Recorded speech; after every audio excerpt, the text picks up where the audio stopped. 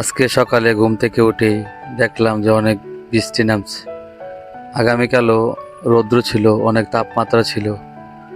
আজকে হঠাৎ করে সকালবেলা প্রচুর পরিমাণে অঝরায় বৃষ্টি পড়ছে। এত বৃষ্টি যে বাজারে যাওয়াই অসম্ভব হয়ে দাঁড়ালো। তাই তো কোনো রিক্সা না পেয়ে হেঁটে হেঁটে চলে আসলাম বাজারে। অনেকক্ষণ লাগলো বাজারে আসতে, প্রায় 10-15 মিনিট লেগে গেল বাজারে আসতে। বাজারে এসে দেখলাম যে ক্রেতা আছে, বিক্রেতা নাই।